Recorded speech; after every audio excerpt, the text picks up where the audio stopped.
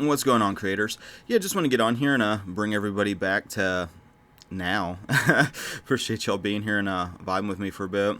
Yeah, today I'd like to continue the conversation on mental diets and hopefully add something positive to your mental diet for today. I got some things kind of to touch on. One of which I feel like is really important. I was watching a video and this guy was like talking about like really embracing, being like on the new earth like now, really putting yourself here and now. This is already it. Some people see it, some people don't, and the people that do see it are going to hold the line till it kind of starts to mirror out and reflect that new change. And I thought that was a really interesting way to look at it. It's one thing to be part of like the new creation that you are, letting the old you go, which is really obvious. Kind of to visualize that by kind of looking at like the pandemic narrative, because you'll see that people arguing about like, oh, what do we do next? What about the vaccinated and the unvaccinated, and what do we do with the boosters, and do we have a passport and everything, and how do we get over this? And it's like, you just let it go. And like there's nothing that needs done. It's all mental activity. It's like COVID is over when you make the choice to like stop letting that run your identity. This is who I am in this face of this, kind of mentality.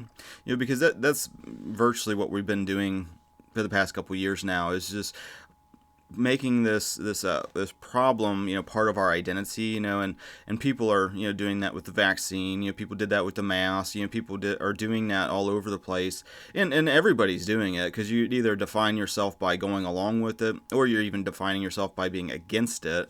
And that's so common and so predictable, that happens over and over again in culture, where it's like you have like the upside down going one direction, then you have the other narrative, which I feel like, the truth narrative, the reality, going contrary to that. And then you're able to either define yourself by what you're not or who you are now. And a big part of who you are now is embracing that, you're new. Everything is new. And that includes the reality that you're in. And that might be kind of triggering to hear, because it's like, well, Mike, there's nothing that's different. It's like my same drama and problems I've had for 10 years keep confronting me, and things getting worse, not better. Or it's like my hope is dwindling. It seems like dystopia is my future, and fear, limiting belief. People express really what's keeping them in this little box more often than not. And so it's like, if you could start to listen to people throughout the day, and not match frequencies with their limiting belief, but at the same time don't invalidate them to make yourself right and them wrong, because that's also something that's kind of an issue, at least with myself, where I see that it's one thing to embrace this like new creation. It's another to like, oh, I'm on this superior wavelength kind of vibe. It's like we're all connected, and so seeing that in others, it's easy enough to make that inner change. And in God's timing and in God's ways, start seeing that reflected more and more in your life. Part of this like new creation, even though it has the past stories and narratives from the old mind, you can start letting these things go. It's like, well, Mike, I'm viewing the world through a lens of pandemic life. It's like, what do you do about that? It's like, do you expect me just to feel safe from this hysteria and this danger that I've been living under, real or imaginary? It doesn't matter, because the end result's the same. It's hysteria, feeling stressed and anxious and afraid of who knows what. A lot of times afraid of death, changing states, and it's like it's a gradual process, so it's like, instead of like needing everything to be radically just altered and different, look at everything as being new. You're already on like this new reality, and as soon as you let it go, these limiting beliefs and these stories that aren't serving you, that are inflicting pain and suffering, look at these things and go, okay, that's don't resist it and battle against it, which is something I've done, pretty routinely for, a couple years, and in that experience of doing that, realizing that that doesn't solve the problem, that just compounds the problem and creates more problems, and then there's more things to battle and resist. And so, it's really more about accepting not only yourself, but the reflection that God's presenting you, and and not sitting there judging and condemning it, feeling like separate from it. It's easy to like identify and resonate with like joyful, positive areas of your life. Like, yeah, I played a role in that. That's part of. I can see how my mindset, helped me achieve this certain thing, or how I really stand out as like a parent, or whatever you're like excelling at, because everybody's excelling at different areas, while others are just a shit show in those areas, and vice versa, and everything else. And so it's like, it's easy to take some sort of like ownership of that, but not so much when things are just a shit show, and it's in the shit show that it's really important to really look at your mindset, look at what you're telling yourself about, certain things. Money's a great example of that, because there's so many limiting beliefs about that, and there's self-worth issues, there's, all of these things of like, you want to be good, and so anything that you have condemned as evil, you don't want to have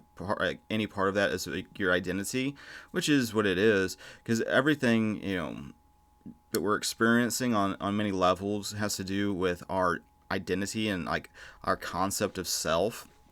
And if that concept of self is without God, you're looking at the mind of fear from like the old creation that you were, not the new creation that you are. But a lot of times those past beliefs, those thoughts, those emotions, those feelings, that faith is being cycled back in the present moment for you to make a new choice, to choose to, instead of react to that scenario, create a new scenario. It's like, okay, well, on the old, in the old kind of state of being, in the old mind, in the old earth, in the old reality, whatever, that old persona, that or old personality, when faced with maybe scarcity, for example, I would sit and I'd plot and I'd scheme. I'd try to force something. I'd try to make the phone ring. I'd try to, through will and just efforting and this, try to earn it, earn the abundance, through just, slaving away and everything.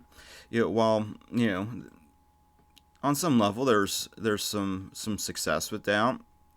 It's always, a grind and a sacrifice, and it's always, even when you do achieve it, then it's like a fear you're going to lose it, or how long can I keep this balance up here versus, up here versus down here, and then I'm freaking out about loss. And once you start to realize that you're doing that, then you can start to realize that, oh, in the old mind, that constantly wants me to use that as a guide for the now, for the present moment, which is all that's real, that is something that's new and not ever been experienced before, to recreate the same drama and the same play, even when we're in a different kind of thing going on. So it's like, we don't know exactly what to do, but that's where, connecting with infinite intelligence, connecting with God to help guide you through this experience. Most of the problem is just the belief in scarcity. You have like a neutral occurrence, something just happened, and there's this narrative, this limiting belief, this assumption that you have. I get that way, like at the moment with it, like this time of year for like my handyman business, it's like between Thanksgiving, and this is a limiting belief, that I'm sharing, but it has nothing. Well, I'll just share it. It's like, from November to December, people are busy buying Christmas presents, and it's a slow time of year. That's completely a made up story. It's like, oh well, look at the analytics and the statistics and all the and it's like these are all just stories, and these are confirmations of scarcity. That's ultimately the problem. Is this?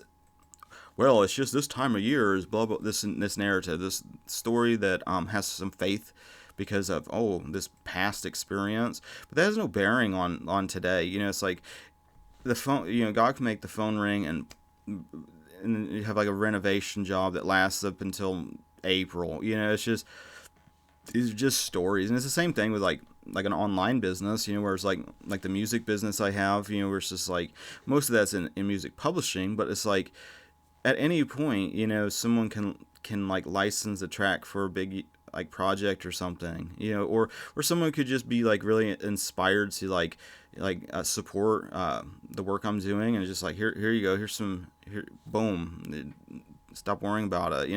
You never know the options that God has. So it's like, putting God in like a little box is something like the old mind likes to do, and it's a separate little box. Remember that. It's like God's out there somewhere on a throne in the sky in space. That sits and judges and thinks about all my requests and that, all these, and there's all these beliefs and shit, but more, when confronted with these things, start to even let at the troubling or the undesirable manifestations that will confront you, especially if you've been having a limiting belief or some faith in separation, some separate force other than God's will. All these types of things, when they emerge in the present moment, and you're confronted with it and everything else, you so many times you start getting in the mind, start judging it, and even judging yourself. When maybe like some triggering event happens, and you're just like, oh, you get pissed off about it, you start like freaking out about it, or whatever you're feeling. If you're immediately putting like I'm a wall of resistance. I just had a thought, and it triggered some sort of an energy in me. I felt was, maybe God be mad at me, or whatever, that I just had this thought, and then I kind of liked the thought, or is it a good thought, is it a bad thought? And you're sitting there judging and condemning, instead of just accepting, oh, it's just a thought. God gave me, probably God gave me this thought for a reason, and more than likely it's to let some brick of shame or guilt or fear go, so I can experience more and more elevated states of consciousness right here and now in this new reality, and stop bringing this old mindset into it, because it's like that's not serving anymore.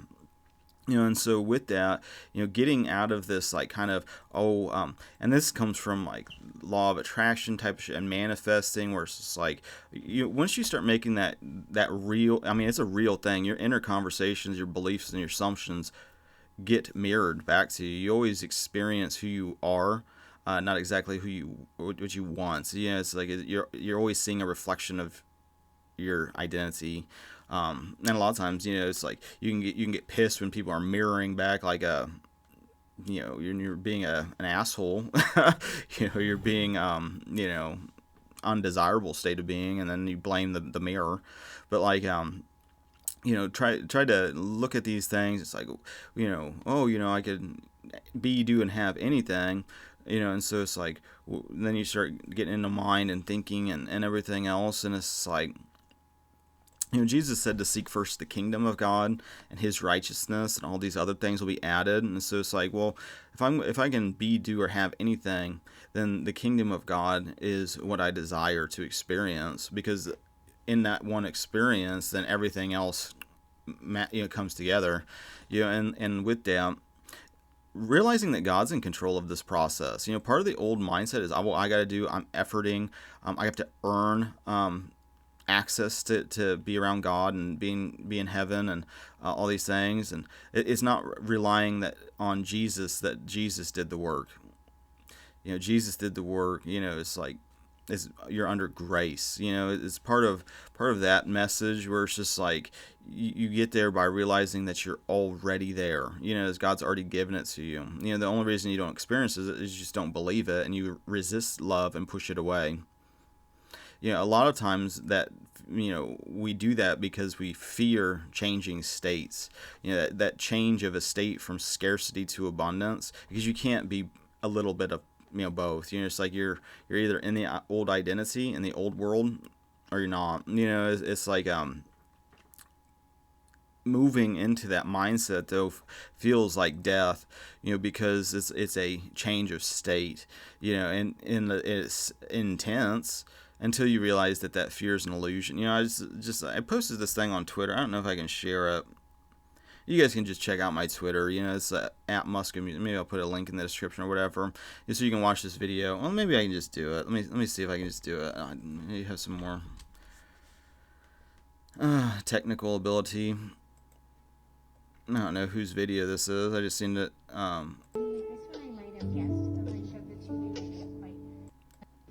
Okay, let's see if I can play this.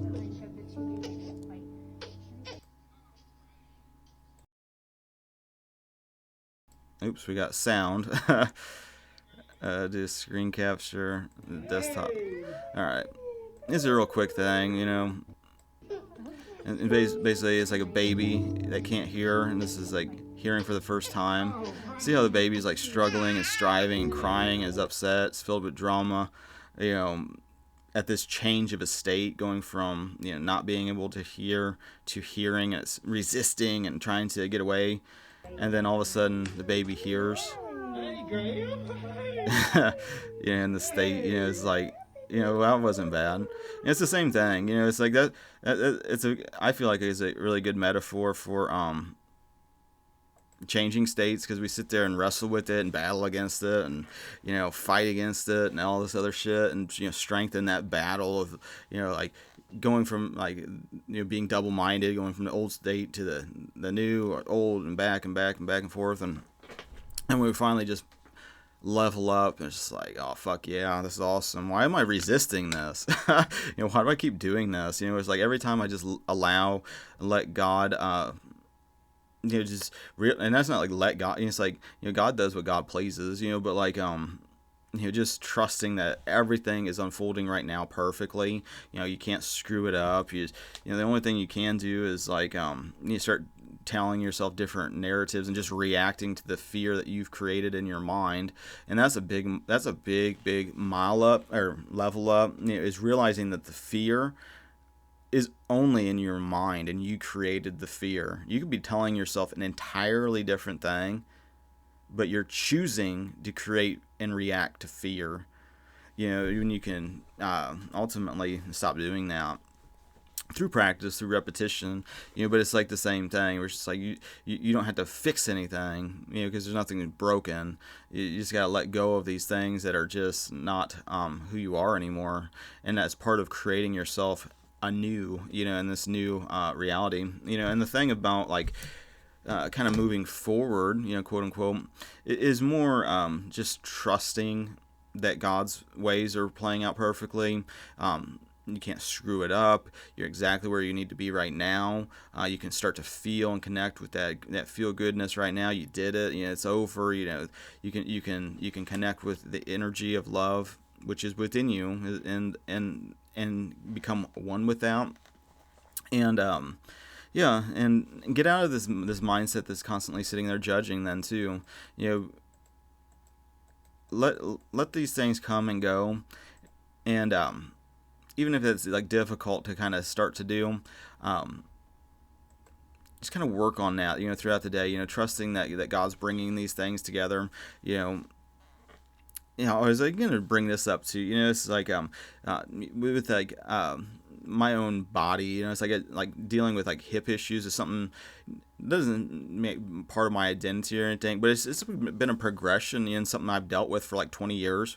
And so like yeah, I've had a lot of experience with like orthopedic doctors, and I like orthopedic doctors in comparison to some of the ones that are just like dealing in potions and being like used by big pharma. Where it's like I can relate a lot with like orthopedic surgeons, because like a lot of the tools that they use are the same shit I use. It's like handyman work. It's like drills and screws and plates and just like putting in hardware and stuff. And so it's like I find a lot of them to be very base. But like yeah, I've been dealing with like a lot of pain. Probably increasing in more like severity through the past months. I mean, this has been going on, and like yeah, and like I was like sitting there, and I've been having this like weird relationship with like the pain, being able to like experience these sensations and shit without like the narratives and the story and like the suffering attached to it. And I've gotten so like, to me it's like normal, it's like I don't remember what it was like. There's no kind of shit like that. It's like I'm dealing with this kind of shit since I've been a kid. But the problem is like now like the right leg was starting to hurt like bad, and it felt like it was broke, and like a piece broke off of it. Because I was like having like really hard time getting like standing up and getting going. It feels like it almost need popped or something. And like, so I was sitting there kind of dealing with that. I haven't been able to go on those bike rides. I really enjoyed doing that. And like taking about like an hour bike ride a day, but like with like the right leg acting up like that, it just was not happening. I was trying to force it, and it felt like I was gonna fucking like really injure myself, by doing that. But like yeah, but my wife, she was like, you need to get this, you need to get somebody looking at this, because I don't go to the doctors and shit like hardly ever unless my wife is like, go to the, it's like more so to make her happy, or not to make her happy, but it's just like to, if she's worried about it and whatever. And so, and so she started like calling doctors and shit, and because she knows I wouldn't make an appointment, and like it ends up like we get in like an argument about it. It's like, why are you trying to change me, type thing, and just this drama, and this is like, it'll pass, or I'll just get used to it, or whatever. And it started dawning on me. It's like, I'm sitting here resisting this flow. It's like I'm not trusting. I'm not, I'm thinking that, oh, God's going to give me like a miraculous like just like healing like that, which not to say that can't happen. I believe that can happen, but like this is like the same thing with like these glasses, or not these glasses, like the last pair. I was wearing like the wrong prescription for probably like 2.5 years. I was wearing like a pair of glasses that I think like they were my mom's or something like that. And I ran out of contacts, and then it was just like this. I was just wearing these for years, and then I was like kind of in the same thing where it's like, I just really want to get some glasses or get some contacts, and I was thinking, it would be like a miraculous healing or something, but then the next thing, I was like driving through a different town. I was like seeing forgetting the name of this eyeglass. It was like 2 glasses for like $69 or something like ridiculously cheap, and it's like. Then I like went through this bridge of incidents, ended up getting glasses I could see and everything else. And I've had like the right glasses ever since. But like it's like sometimes I get in these mindsets where it's like, oh, it's either a miraculous quantum healing or there's or nothing. Like disregard like other people that focus on that kind of stuff. And like with that too, looking at the Bible and looking at all the ways like Jesus was like showed examples of like God's healing. Some were miraculous. All of them were by faith. But like some people's faith was like, oh, if I just touch like the hem of his garment, I'll be healed. If I just send somebody to this guy, then they'll be healed. If I just rub mud in my eyes for 3 or 4 days in a series like a ritual, then I'll be and you start seeing there's all these different ways, not to just limit yourself to just one way, but to allow all these different ways to manifest. And like then the other end of it was like, I don't want some atheists to operate on me, and like that might sound like kind of fucked up, but it's like I just don't want unconscious people doing anything to my body, and that was like another issue, with like going to like deal with it, possibly having surgery and everything. And so I was like really resistant to it. And then next thing she's like, I just made you an appointment. Then the insurance didn't go through, and so it's like I almost felt like a sigh of relief, like, oh, good, I just postpone this even longer. I don't care that the insurance didn't go through.